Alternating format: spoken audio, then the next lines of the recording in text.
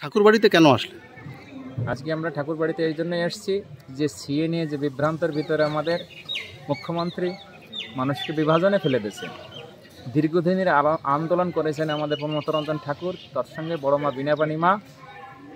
এরপরে আমাদের বর্তমান কান্ডারি শান্তনু ঠাকুর নেতৃত্বে সেই সিএ লাগু হয়েছে, কেন্দ্রে এবং রাজ্যে পাশ হয়েছে।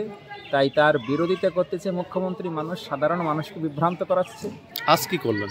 আর আজকে এসছি আমরা সেই নাগরিকত্বর যে ফরম ঠাকুরের নেতৃত্বে, শান্তনু ঠাকুরের নেতৃত্বে ঠাকুর বাড়ির থেকে সিএ যাতে আমরা পাই, তাদের জন্য আমাদের সেই ব্যবস্থা উনি করে দিয়েছে যে তোমরা ঠাকুর বাড়ি আসো, তোমাদের কারোর কোনো ক্ষয়ক্ষতি হবে না, তোমরা নিঃসন্দেহে নাগরিকত্ব পেয়ে যাবা।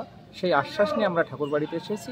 আমরা শান্তনু ঠাকুরের বিশ্বাস করি এবং মোদিজির এবং অমিত শাহ যে আমাদের এই ঠাকুর বাড়ি এসে যে গ্যারান্টি দিয়ে গেছিলেন যে बांग्लादेश से आया है, पाकिस्तान अफगानिस्तान जे आया है हमारा इंडिया में, हिंदू बंगाली और पंजाबी गुजराटी माराठी যারা খ্রিস্টান বৌদ্ধ জৈন এবং মতুয়া এবং সনাতনী যারা ধর্মের কারণে বিতাড়িত হয়ে অত্যাচারের শিকার হয়ে এসছে, তাদেরকে আমরা নাগরিকত্ব দেব। এই মোদিজির গ্যারান্টি, সেই গ্যারান্টি উনি রেখেছেন।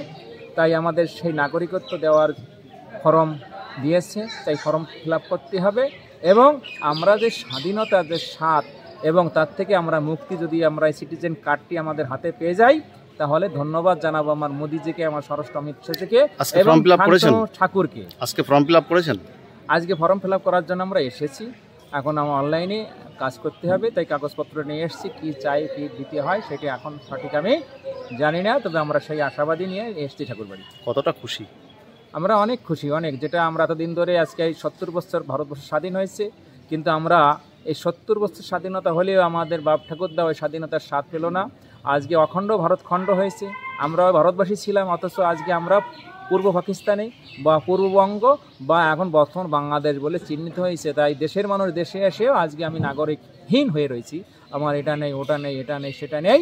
আর ছেলে মেয়ে যদি স্কুলে পড়াশোনা করে, যদি চাকরি পেতে যায় 71 সালের দলিল দাও, সেটা নেই। আজ যদি কেউ পাসপোর্ট করতে চায়, বিদেশ যেতে চায়, America, England, Japan, France, Dubai income করার জন্য, তাদেরকে বলা হচ্ছে 71 সালের আগে দলিল দাও। তাহলে সে পাসপোর্ট হলো না, তাহলে সে বেকার থেকে গেল। আর চাকরি পেল না, সে বেকার হয়ে গেল। এই শোষণ করতে চাচ্ছে যে মুখ্যমন্ত্রী মমতা ব্যানার্জি, তাই উনি মুখ্যমন্ত্রী নান, উনি হরিগুরুচাঁদের নাম উচ্চারণ করতে যিনি পারেন না, যিনি রঘুচাঁদ বলেছিলেন, গরুচাঁদ বলেছিলেন, উনি মুখ্যমন্ত্রী নান, উনি মূর্খমন্ত্রী।